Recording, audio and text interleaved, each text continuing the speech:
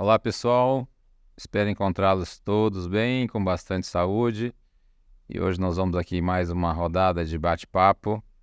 Hoje me dirigindo a você que se considera um líder, independente da posição que ocupa ou do momento ao qual esteja se dedicando.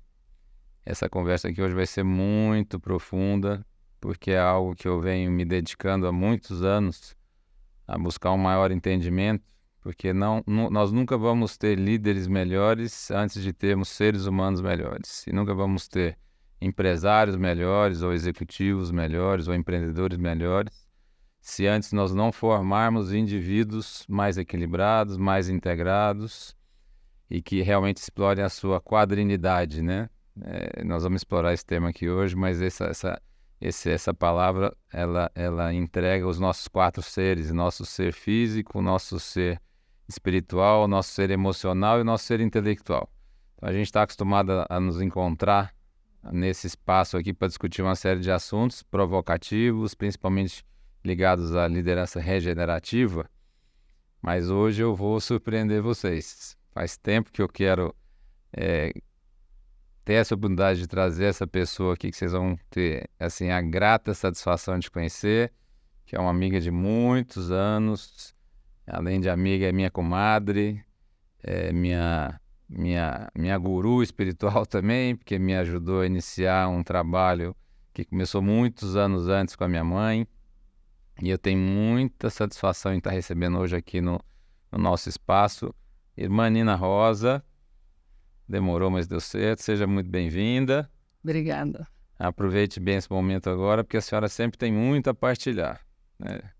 Então, seja muito bem-vinda. Estou muito feliz de estar aqui, né? É uma oportunidade de troca de experiências e a nossa comunidade católica, Rainha do Silêncio, ela fica muito feliz por poder participar desse diálogo.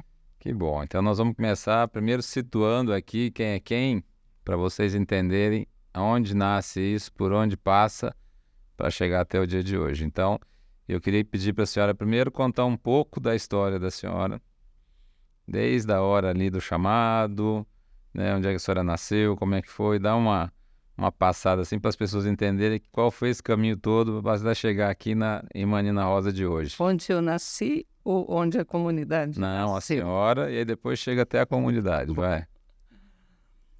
Eu nasci em Altamira, estado do Pará, e saí do Pará com 2 anos de idade, né? Então, já naquela época, eu já estava no barco, no navio, e por causa do meu avô, que nos trouxe para Santo São Paulo, né? E ele era um homem muito culto, inclusive ele era escritor, poeta, ele lia muito, e ele morava no Pará, assim, em Altamira, em Belém, mas ele trabalhava, apesar de todo o estudo dele, ele trabalhava na selva, né? No campo lá. Em Minas também, onde tinha... Que década que era isso? Você trabalhava no mato. Que década que era isso? Era 1950, por aí. 1940 e pouco, quando ele... Agora, aí ele pensou assim, mas eu estou aqui no meio... Eu estudei tanto para ficar no meio do mato, né? Aí ele falou assim, bom... Aí resolveu ir para São Paulo. Em São Paulo veio ele primeiro olhar onde ele deveria trabalhar, né? Ele encontrou trabalho na Petrobras. E aí ele Isso ficou década de 50. pensando. Já década de 50. Mais ou menos aí.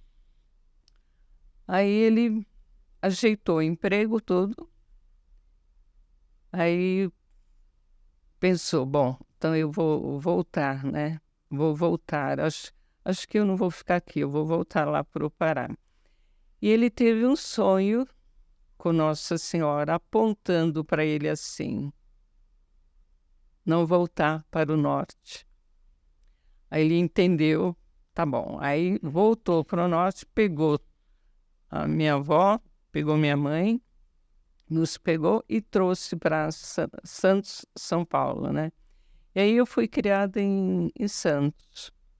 Então, olha só, a senhora vai ver que eu pergunto muita data. Você Sim, me conhece, né? Então, mas é historiador. o pessoal situar, né? Vamos só lembrar, o Brasil da década de 40 tinha pouco mais de 10 anos do início da Era Vargas, que foi a primeira organização que o país teve depois da proclamação da República, né? Que a gente teve um vácuo aí. E como a gente fala muito do agro, fala muito dessa questão de sustentabilidade, o Brasil então dava os primeiros passos de desenvolvimento, a formação da matriz energética do petróleo, o início da Petrobras acontece nessa fase. Então, eu sempre falo isso porque essas mudanças externas, elas refletem na organização das famílias, no fluxo das pessoas, né? E tudo isso vai caminhando para chegar nesse Brasil de hoje. Então, continuando, aí ficaram em Santos. Aí meu avô trabalhou lá, né? E ele também, além da empresa, ele escrevia livros, poesias, e nos levava muito, assim, para ouvir recitais, né? Já ia Então, infância recheada de cultura. Isso. E na minha adolescência, eu tinha uns 12 anos, por aí, junto com a minha tia, a gente declamava. Senhor Deus dos desgraçados. Quem sois vós, Senhor Deus? Se é mentira, se é verdade, tanto horror perante os céus. Esse trecho é de...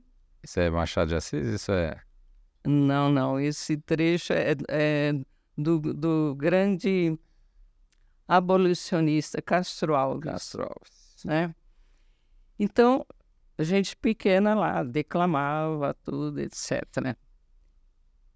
E aí até tem um outro trechinho que eu não sei quem é o autor, mas dizia assim: tudo passa neste mundo, o poder, a fortuna, a sorte dura, a mesma glória ainda mais vencida e o próprio pó da fria sepultura. Já pensou adolescente declamando isso, né? Mas isso é legal, é porque esse espaço é o espaço que a gente conversa dessas coisas para mostrar o seguinte: nada na nossa vida acontece sem algo ter sido embarcado.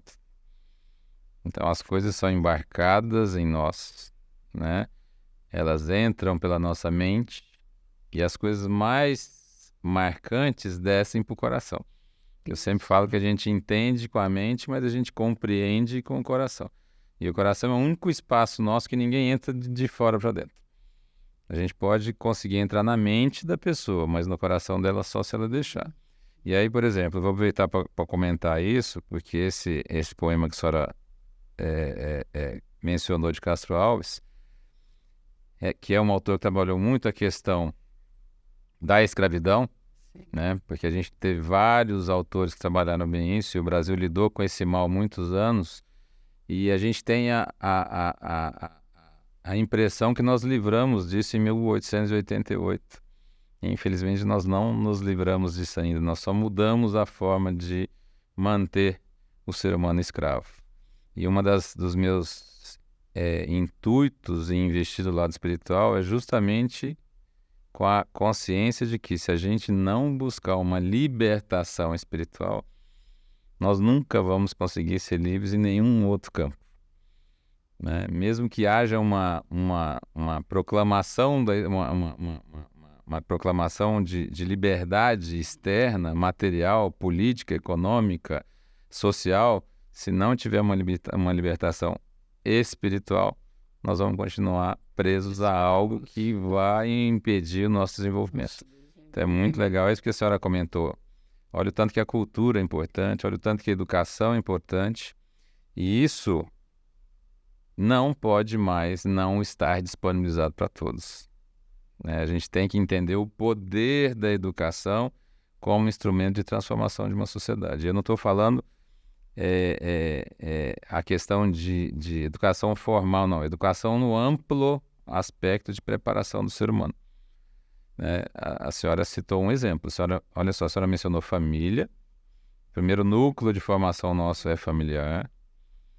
Depois a senhora mencionou, por exemplo, literatura, que está envolvida em escola. A senhora estava lendo livro, então alguém ensinou a senhora a ler e alguém fez com que a senhora desenvolvesse o gosto por isso. Então, tá aí família e tá aí escola. Depois a senhora mencionou um texto e partes que mencionam Deus. Sim. Então, nós estamos com uma outra ponta importante da formação nossa, que é a formação espiritual, religiosa. Então, é assim que as instituições vão entrar na nossa vida, porque a gente é criado na família, depois a gente passa para a escola, acompanha com a igreja e vai avançando, até se preparar para estar numa idade de assumir o controle. Quando é que a senhora tem o chamado? Isso é importante para... Eu posso dizer que quando eu tinha 8 anos, as pessoas olhavam para mim e diziam assim, essa daí vai ser freira. 8 anos. 8 anos. Mas eu pensava, o que é isso? Eu não entendia, né? Aí depois, quando eu completei 14 anos por aí comecei a frequentar grupo de jovens, fazer retiro com os jovens, com o padre, as irmãs, né? E eu lembro muitas vezes que eu perguntava para a irmã, como é que se escuta Deus? Aí ela foi explicando, é a palavra de Deus, né? Deus fala em silêncio. Aí desde a adolescência que eu venho assim meditando, refletindo. E aí eu fui estudando em mim esse chamado, escutando esse dom que Deus deu, né? Aí quando eu completei 16 anos, aí eu inventei uma musiquinha, falei assim, Hosana, Senhor, Hosana, Senhor, com 16 anos chegou o amor. Hosana, Senhor, Hosana, Senhor, com 16 anos chegou o amor. O amor por meu Deus, o amor por Jesus, o amor pela cruz, seu símbolo seduz. E aí fui caminhando. Pronto, aí... E as minhas amigas diziam assim, mas como que você vai ser freira? Você é tão bonita, na época era bonita, né? Você é tão bonita assim. Aí eu dizia assim, a minha juventude está em Deus, né? Minha juventude está em Deus. E outro fato interessante, que quando eu era adolescente, andava nas ruas, os mendigos, os pobres que eu encontrava, vinham beijar minha mão, sorriam para mim, vinham beijar minha mão, e eu não entendia aquilo. Hoje eu entendo. Quer dizer, eles tinham percebido esse já sentiam a presença. Esse chamado É muito de bom, Deus. é muito bom a senhora falar isso pelo seguinte, as nossas vocações, na maioria das vezes, elas já estão aí postas. Porque a gente já nasce com um conjunto de dons, eu falo que a gente já nasce com um kit básico. Depois a gente vai desenvolvendo esse kit básico à medida que a gente vai evoluindo. E a gente só vai conseguir dar o melhor de nós se realmente a gente deixar e conseguir aflorar o que essa vocação que estava embarcada for manifestada. Né? Depende de como ela for manifestada, nós vamos conseguir chegar onde a gente veio aqui nessa terra para fazer. A senhora, assim que a senhora faz a formação religiosa, e aí sai da... Porque a senhora já teve a primeira inspiração na vida na época da infância, aí confirma e atende o chamado na adolescência, já indo para a vida adulta. Foi para a vida adulta, fez a formação da senhora. Esses primeiros anos levaram a senhora para que lugar e até chegar aqui hoje?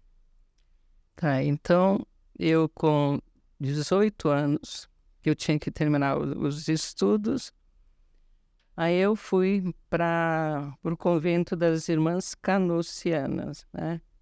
Que Isso lá em São Paulo também, lá, em Santos. lá em São porque tinha uma casa em Santos, mas a sede é em Araras, né? Araras, São Paulo. Uhum. Aí me levaram lá, depois que eu terminei de estudar, me levaram para lá e eu comecei a preparação, né, para a consagração. Eu tenho aspirantado, noviciado e depois juniorato e depois a consagração, né? Quantos anos foram isso? Foram Mais ou menos. 4, 5 anos, mas depois tem os votos perpétuos, leva mais tempo também, outros 4 anos por aí. Então, Não é brincadeira, não. fiz, não, Formação. foi bom, foi muito. E aí, quando a senhora finaliza isso, primeira coisa que a senhora assume? Primeira coisa que eu assumo é trabalhar nas paróquias, Ótimo. Onde as famílias frequentam. trabalhar. Aí a gente trabalhava com crianças, com jovens, com adolescentes. Nessa época, então, que a senhora começa a despertar a atenção para o que a senhora desenvolve hoje na comunidade. Porque ao conviver nas paróquias, a senhora está convivendo com as famílias nas idades distintas, porque está com as crianças na catequese, está com os jovens na crisma, na perseverança, está com os casais que estão ali os movimentos que se organizam em torno de uma paróquia. E a senhora começa a ver que tem alguma coisa que está precisando de uma atenção maior ali. Ou não? Sim. Aí, com o trabalho com os jovens, com as famílias, eu fui desenvolvendo e trabalhando os leigos, né? Que os leigos devem estudar, já naquela época, né? Buscar a oração e tal. Nessa época a senhora já conhecia os exercícios espirituais? Já. Daqui a pouco nós vamos falar sobre isso aqui, eles vão entender porque que eu estou perguntando. A partir de 20 anos de idade, a gente já participou dos retiros espirituais, né? E aí, a gente, já naquela época, o interessante também é que Deus havia colocado dentro de mim o desejo do silêncio e levar o leigo, levar as famílias a conhecer o que é o verdadeiro silêncio. Ótimo. E a senhora chega a Nápoles que ano? Que década? Eu cheguei em 1989, 4 de novembro. 4 de novembro. Primeiro, eu fiquei uns 2, 3 anos em Roma. Me colocaram para estudar espiritualidade, vários cursos. E depois eu voltei. Voltando, elas me mandaram para Jaiara, Anápolis. Eu nem sabia que Anápolis existia, né? Goiás, jamais pensava de vir trabalhar em Goiás, né? Aí, aos poucos, junto com as irmãs aqui em Anápolis, aí a gente foi continuando trabalhando nas paróquias, com crianças, com jovens, com adolescentes, com as famílias. E aí, aos poucos, eu fui tendo também aquele desejo que continuava dentro de mim de levar o ser humano, o leigo, a ter uma formação também cristã. Claro que a gente precisa de uma formação humana, mas também ao lado do humano é preciso a formação cristã. E assim, aos poucos, foi acontecendo, né? Em Anápolis. Eu pedi isso agora, eu vou explicar para vocês rapidamente o porquê esse tempo aqui investido. Primeiro, para vocês verem que a convidada tem uma longa jornada de preparação para poder ocupar a liderança que ela ocupa hoje. Segundo, essas datas que eu estou pedindo é para entender que, paralelamente, tinham outros movimentos acontecendo em outras famílias que estavam em Anápolis, como a minha família. Em 1989, então a primeira coisa que é importante, para quem não sabe, eu sou cristão católico, né? Eu também, além das minhas funções empresariais, das minhas funções junto à sociedade como líder, junto à minha família como pai, eu também participo da comunidade, sou consagrado da comunidade, me dedico a uma linha dos exercícios espirituais, que mais adiante nós vamos também falar sobre isso. Em 89 eu já era empresário, eu já era pecuarista, eu já atuava na pecuária de leite, pecuária de corte, já tinha adentrado na agroindústria, vamos dizer assim, porque a indústria que eu tinha nessa época era uma indústria de macarrão, e aí macarrão é feito de farinha de trigo, e farinha de trigo é feito de trigo, né? Então faz parte da cadeia do agro que a gente fala hoje. E nessa época eu também já tinha os meus incômodos, as minhas inquietações, os meus questionamentos sobre o que deveria ser essa vida, porque eu sempre fui muito intenso, muito precoce, comecei a trabalhar cedo, a fazer bastante coisa, mas me faltava um sentido maior. E nessa época que a irmã menciona é quando as nossas famílias se conhecem, Sim. né? Ela e minha mãe se aproximam e essa aproximação dá nascimento aos primeiros passos aí da comunidade, que hoje ela comentou no início. Eu trouxe todo esse assunto porque em 1993 é quando eu sou convidado, né, por ambas para fazer uma primeira experiência nessa linha dos exercícios espirituais. Para vocês saberem, são exercícios criados por Santo Inácio de Loyola, que é o fundador da Ordem dos Jesuítas. E eu vou a São Paulo e faço uma primeira experiência nesse sentido e que me desperta algo diferente. Eu lembro que eu saí de lá dizendo que eu tinha descoberto um pedaço do céu. Mas isso era isso era o ano de 1993, eu tinha acabado de ser promovido a diretor da empresa da família, eu era diretor comercial de uma grande indústria do nosso grupo, e muito ativo profissionalmente, muito ativo na sociedade, já casado há 7 anos, com um filho de 7 anos, com uma atuação na sociedade também muito ativa, mas também vaidoso, materialista, muito desfocado, né? E pensa num cara incomodado, né? Eu sempre falo daquela questão de que eu devia ter o incomodado no meu sobrenome. Mas enfim, vocês estão vendo como as histórias se encontram? E só para a gente lembrar, 1993 é a época que a gente sai do governo do Sarney, entra no governo do Collor em 89, 92 tem a renúncia do Collor, 93 é o Itamar Franco que está fazendo a transição disso, e a gente entra em 94 no Plano Real. Tá? Então eu estou contextualizando para vocês, porque esse movimento do Brasil de hoje, ele passa por todas essas fases, e as pessoas estavam vivendo enquanto essas coisas aconteciam.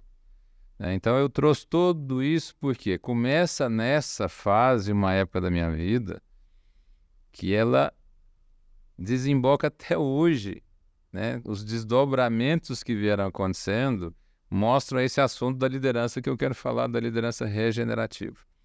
Então, quando vocês se mobilizam para organizar a comunidade com a intenção de intensificar a formação dos leigos, né, de chamar a atenção dessas famílias e desses leigos.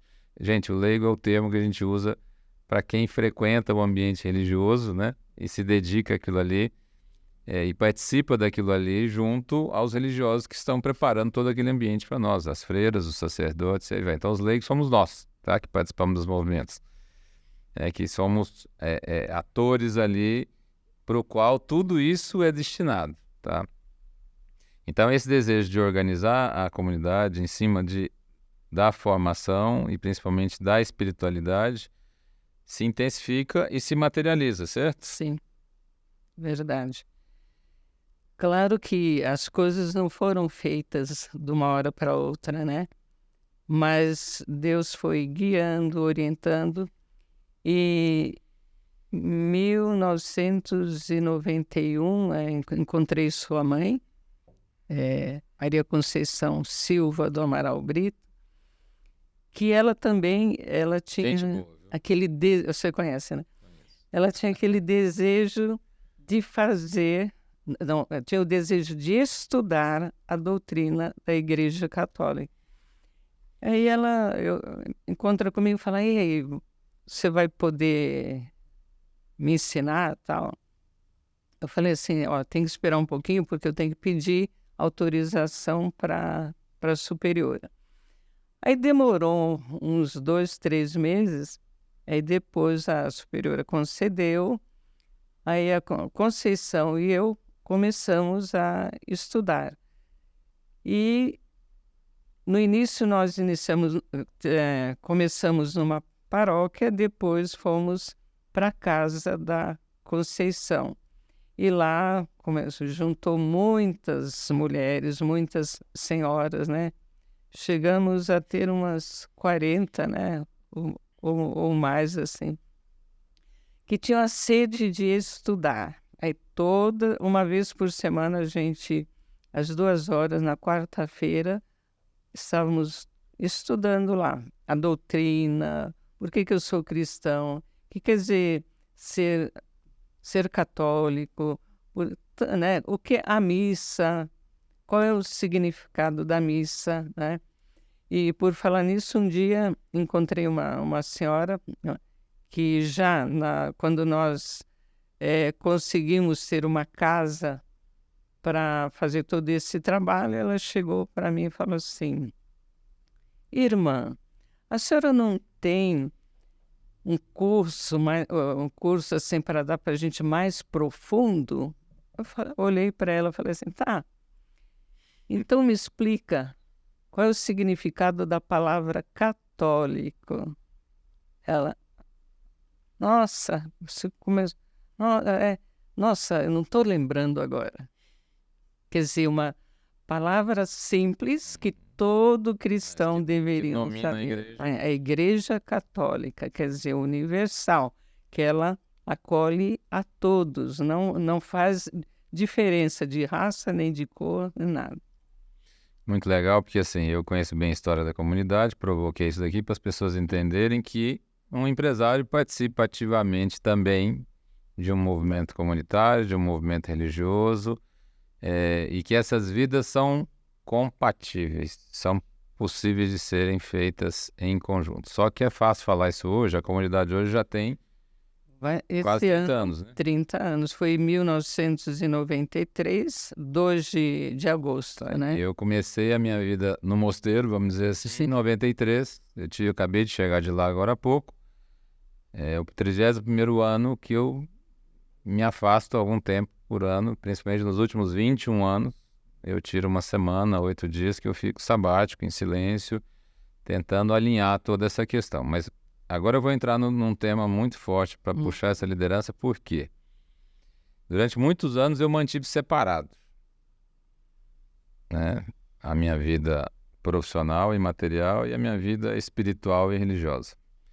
Até que em 2011, olha só, eu comecei a frequentar o mosteiro em 93, depois a partir de 2001 eu consegui confirmar o que era a minha missão no meio empresarial.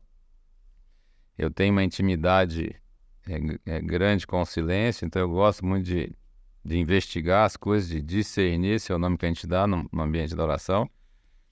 E aí em 2001 clareou o que seria a minha missão como empresário. E em 2011, em 2004, eu tive uma intuição para fundar uma nova empresa, que inclusive é a empresa Cérebro minha, que eu chamo de empresa Cérebro, que é a Atitude, Inteligência e Gestão Estratégica, que completou 20 anos agora, em janeiro. E foi também intuída num exercício do exercício espiritual, no momento sabático, de silêncio. O tema do ano era Põe-te de pé. Então, eu sempre falei que a atitude é pôr-se de pé, uma atitude. Então, nasceu a Atitude. Alguns anos depois ela foi transferida, ela nasceu em Goiás e se transferiu para São Paulo, onde ela continua até hoje. E ela lidera vários projetos, inclusive esse dessa casa que nos recebe aqui, gentilmente aqui na figura da Gibetim. Mas por que eu digo isso? Em 2011 eu participei de um movimento, de um curso lá em São Paulo, de um processo que eu já havia feito em 93, que chama Processo Hoffman, e o tema era espiritualidade e dinheiro. E eles me convidaram, falaram: Gil, você precisa participar disso porque você talvez seja um bom representante disso que nós vamos trabalhar durante esses dias. E foi impressionante, porque foi um trabalho muito intenso, muito curioso, né? O tema já provoca muito espiritualidade e dinheiro.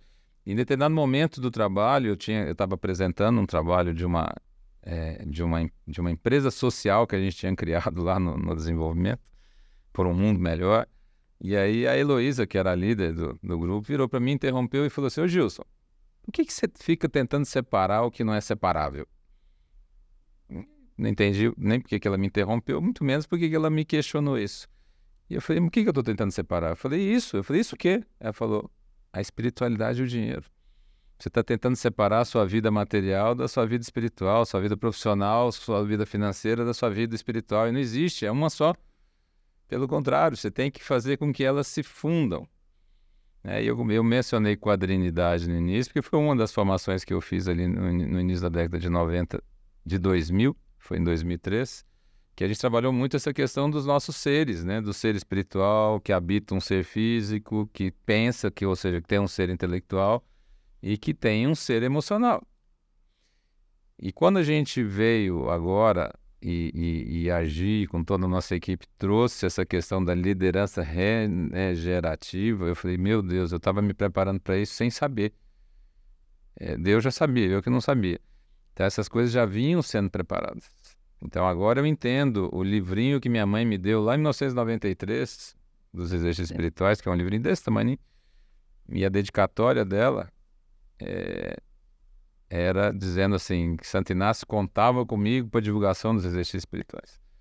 E hoje eu me dedico, parte, né, da minha missão passa por isso, né? Eu trabalho em parceria com a irmã e toda uma equipe, no apoio a outras pessoas que querem desenvolver essa espiritualidade, querem aproveitar um pouco desse silêncio, aí vai. Eu queria ouvir um pouco da senhora o seguinte, na visão da senhora, porque hoje eu estou dizendo que é possível viver essa vida de maneira harmônica e integrada. Inclusive, esse é um tema que eu estou me dedicando muito, inclusive estou fazendo uma outra certificação esse ano em cima da teoria integral. Mas essa é a visão de um empresário, de um leigo, falando sobre o aspecto espiritual. Ou seja, eu tenho muito pouca autoridade para falar desse outro lado, que estudei muito pouco. Eu tento experimentar ele. Mas a senhora não, a senhora dedicou uma vida para estudar. Por isso que eu explorei bem esse início todo, para vocês verem que a formação de alguém na vida religiosa é algo muito demorado e muito profundo. Porque eles vão trabalhar liderando outras vidas. Inclusive a minha. Eu fui um liderado nesse movimento. Qual que é a visão da senhora vendo esse mundo hoje, que ele é extremamente materialista, individualista?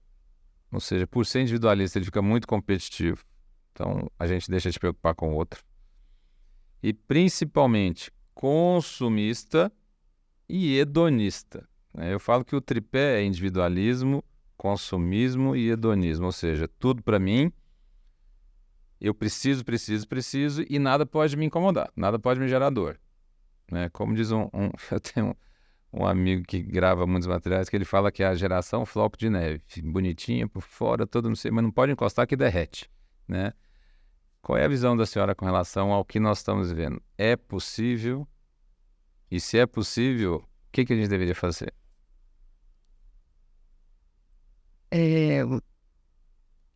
Primeiro tem que pensar o seguinte: se estamos neste mundo, nós viemos neste mundo, como nós somos cristãos e a gente acredita nisso, que o viver neste mundo é uma experiência, é uma prova e uma preparação para outra vida. Ou seja, para o céu, né? Para estar com Deus. Agora, se eu estou nessa vida e a minha e vivo em brancas nuvens, logicamente eu não vou conseguir chegar lá naquele céu onde Deus nos espera. Com isso eu quero dizer que a gente precisa desenvolver os nossos dons, os dons humanos, costurar, passar, fazer comida, etc. E os dons espirituais, né? Por, porque se a gente não desenvolve, né, por exemplo, estudar, conhecer a Deus, o porquê da minha fé, né? Se eu não desenvolver esse meu conhecimento de Deus aqui na Terra, o meu céu também vai ser assim. Por quê? Deus, ele derrama sobre nós a sua graça, a sua força, para a gente viver nesse mundo. Mas se eu não souber aproveitar dessa graça e desenvolver os meus dons de conhecimento, por isso que a gente precisa estudar. A gente não pode só estudar tudo que é humano. A gente estuda tudo que é humano, mas também tudo aquilo que é espiritual, porque eu não vou ficar aqui. Aqui é uma passagem, não é? Mas eu preciso me preparar bem, desenvolver os meus dons, tudo. Tendo esse conhecimento de Deus, então eu correspondo mais através de ajudar o meu irmão, tanto na parte material quanto espiritual.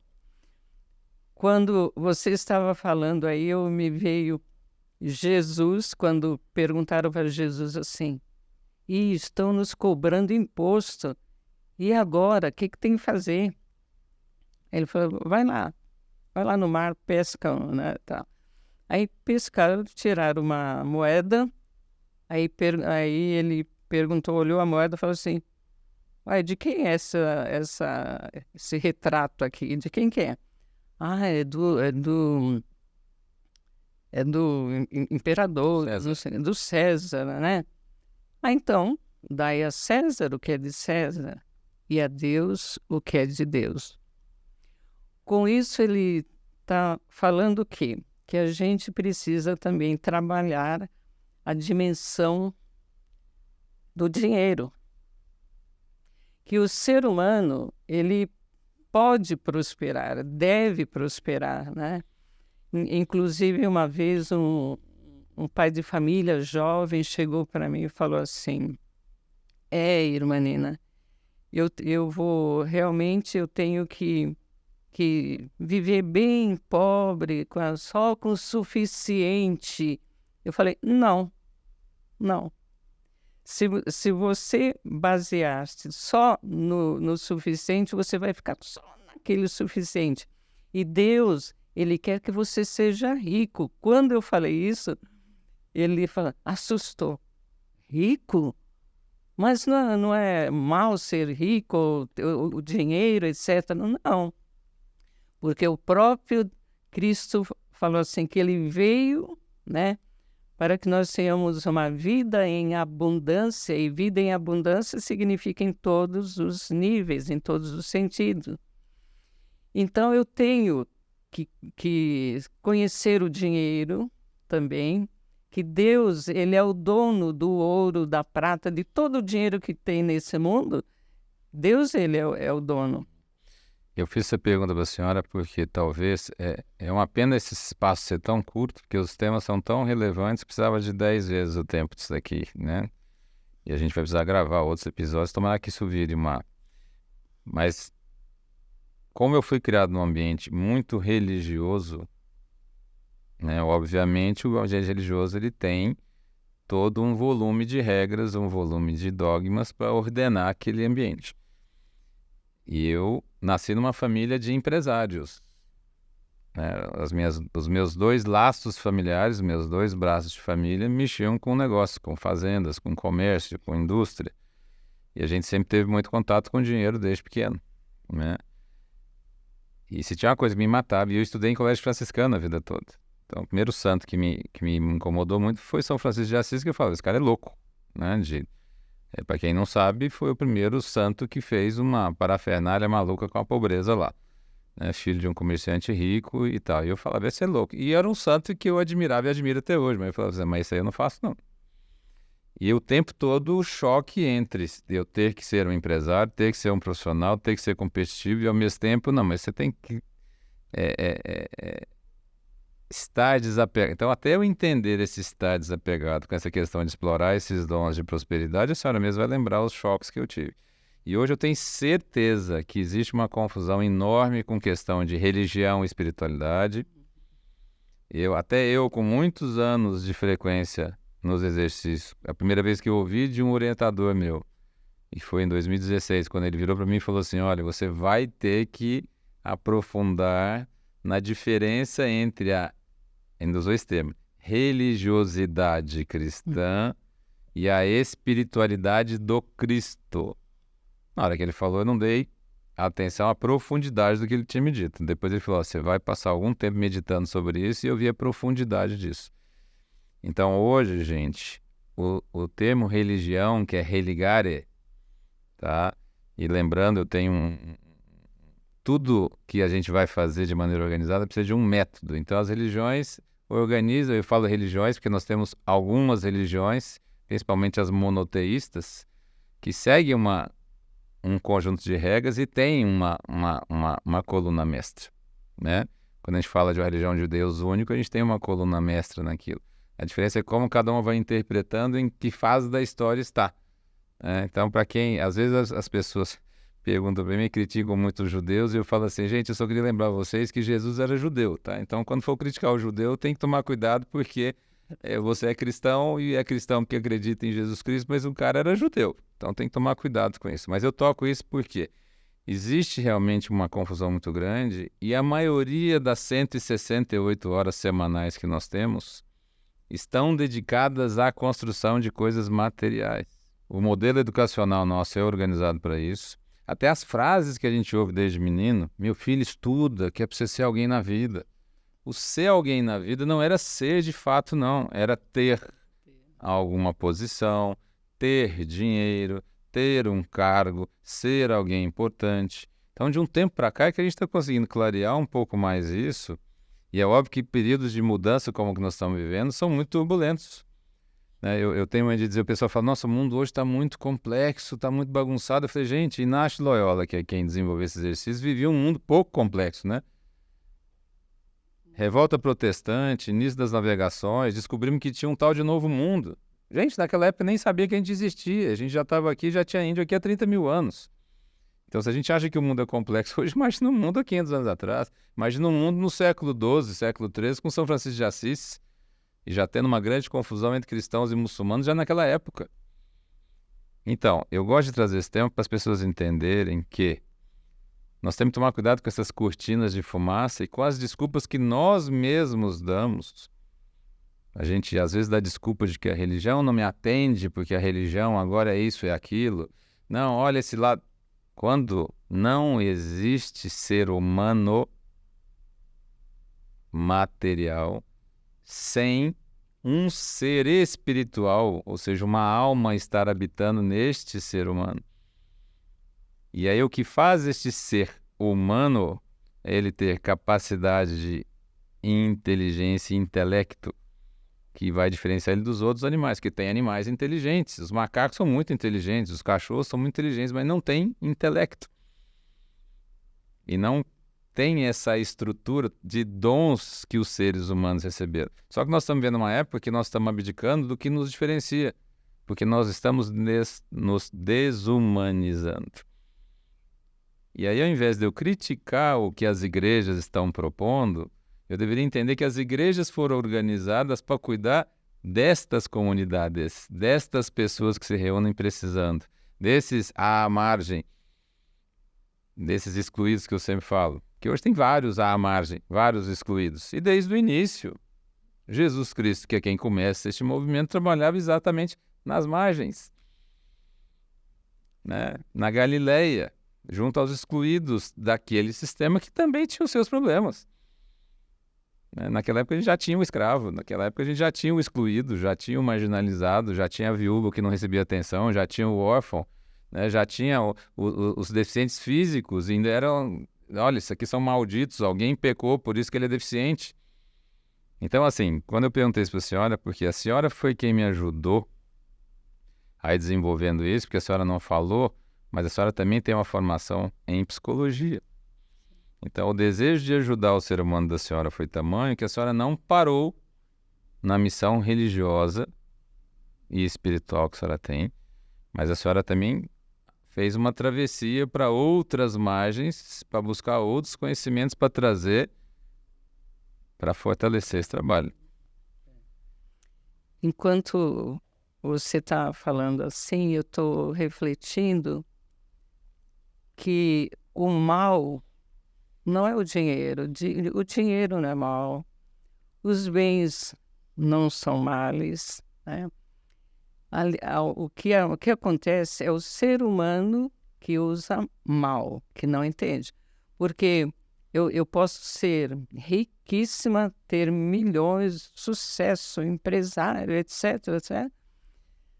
Mas se eu não tiver desapego, quer dizer, eu tenho dinheiro, mas aquilo que eu tenho não é para mim, não é só para mim, mas é também para servir o irmão, para ajudar o irmão, para abrir a consciência do irmão de que ele também pode ter uma vida melhor.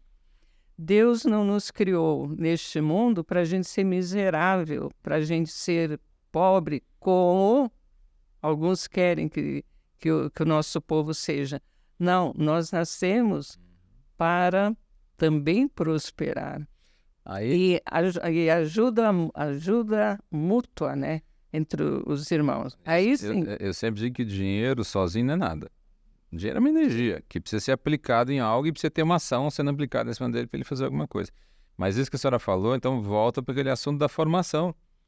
Porque nós só vamos conseguir ter uma pessoa que consiga ser desapegado se ela receber uma formação que o ajude a isso. E aí vem a outra dificuldade, porque a gente é educado para não ser desapegado. Pelo contrário, a gente é educado para ser apegado. Aquele título é meu. E outra coisa, quando eu me formo, olha só, olha como é que a gente é excludente. Eu ainda falo para meus amigos do meio acadêmico. Eu tive com um amigo meu, professor, na semana passada, em São Paulo, eu disse isso para ele. Eu falei, talvez o meio acadêmico seja o mais excludente que tem. Porque eu vou e me graduo e eu me excluo dos não graduados. Aí quando eu me graduo, eu vou e pós-graduo para me excluir dos graduados. Aí depois eu faço um doutorado, um mestrado, e tudo isso no final tem muito dinheiro envolvido. Então, assim, como a gente está com o tempo já finalizando, eu queria que a senhora desse tipo assim, abordar o tema de uma maneira agora que as pessoas pudessem entender, porque assim, nós começamos mostrando a longa formação da senhora, falamos de uma época onde a família da senhora estava reagindo a mudanças. Depois da sua infância, a sua adolescência, o seu chamado, como a senhora respondeu, foi para o exterior, estudou, sentiu, reuniu com outras pessoas, mobilizou uma comunidade, colocou um trabalho intenso com leigos, fez com que um leigo empresário reagisse. Então tem frutos disso. Estudou psicologia, a comunidade está com quase 30 anos, alguns são milhares de pessoas que já passaram ali.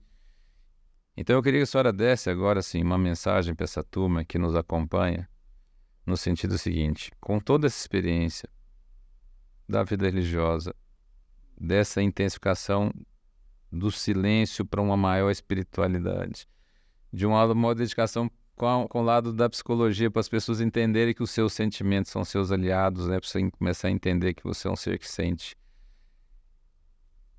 Como é que essa turma pode, assim, tem um jeito diferente de viver, né, irmã? Tem. Não tem outro jeito senão buscar a Deus, buscar o conhecimento de Deus, amar a Deus. Se você não é cristão, católico, não tem problema, seja lá o que for, mas procure conhecer aquele Deus que criou todas as coisas e que nos colocou aqui não é só para brincar de marionetes, né? Ele quer que também nós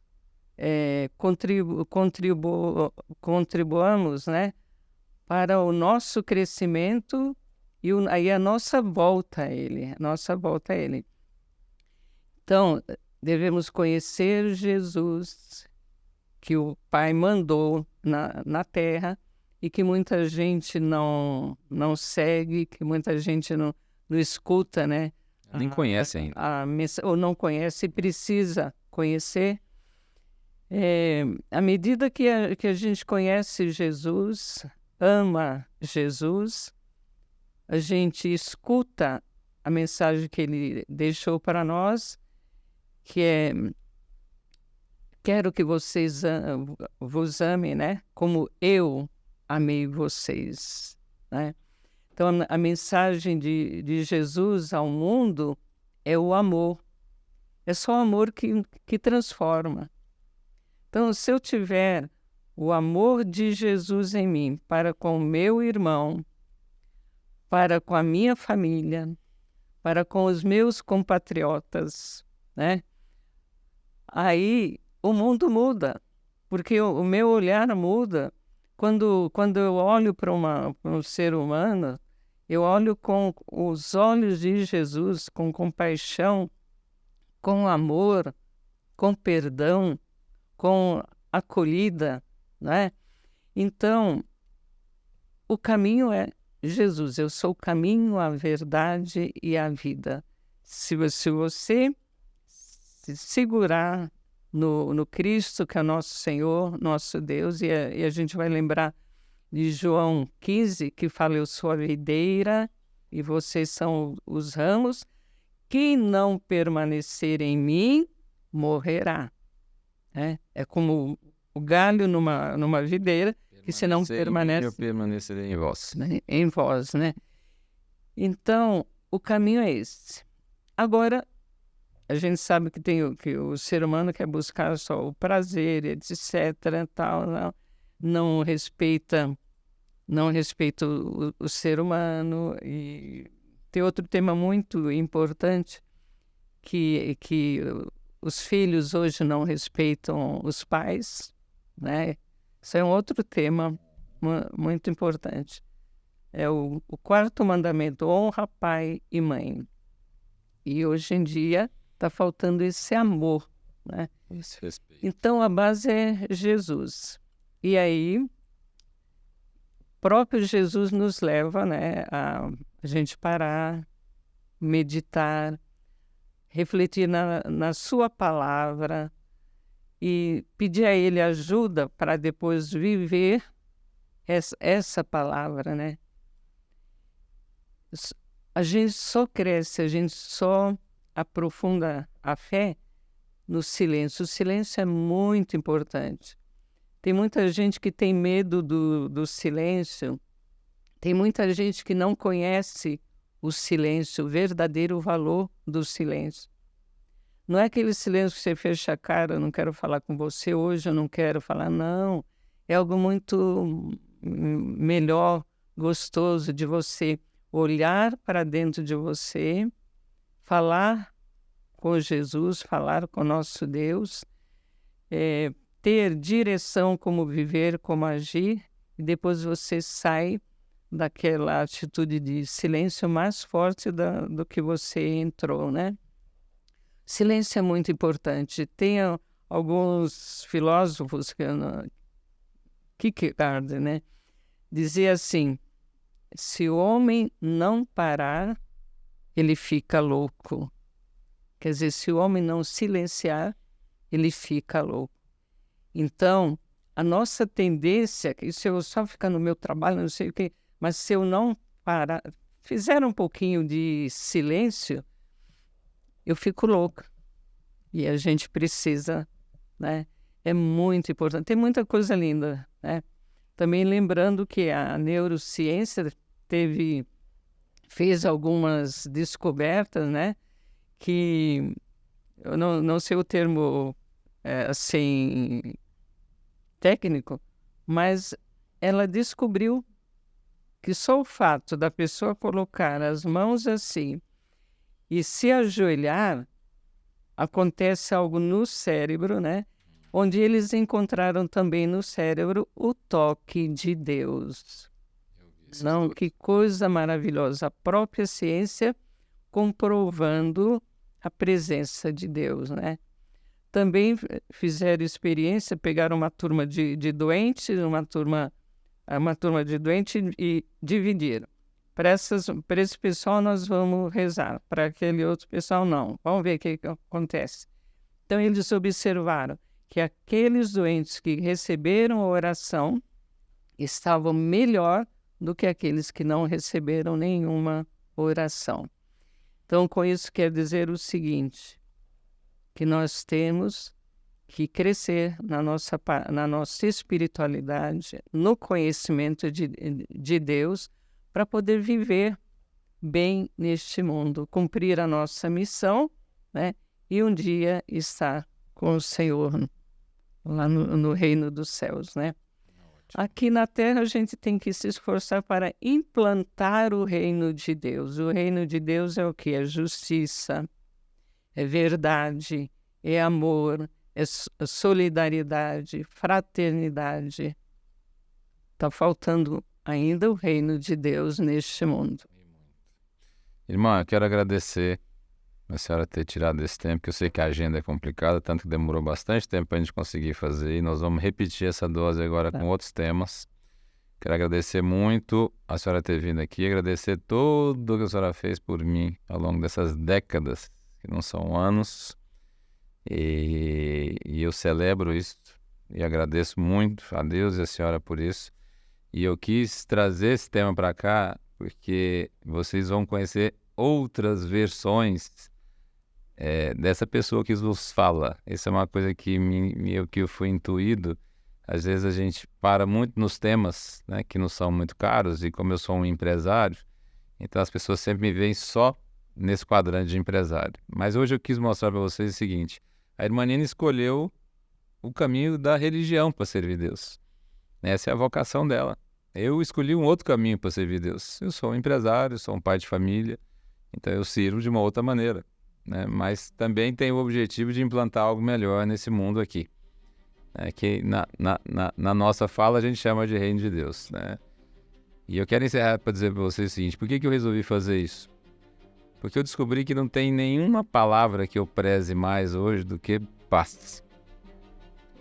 E dentro das minhas meditações eu comecei a observar que todas as vezes que Jesus apareceu, depois de ressuscitado, ele não cumprimentava ninguém falando de amor, de prosperidade, de equilíbrio, nada. Ele cumprimentava falando: a paz esteja convosco.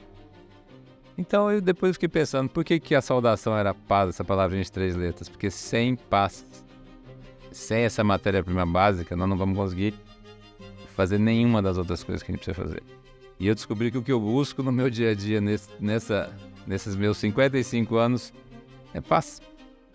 Então é isso que eu desejo a vocês. Agradeço a audiência de vocês, a participação, e eu quero que esse espaço fique cada vez mais plural, para que a gente realmente forme líderes, nós possamos formar líderes que consigam fazer diferença.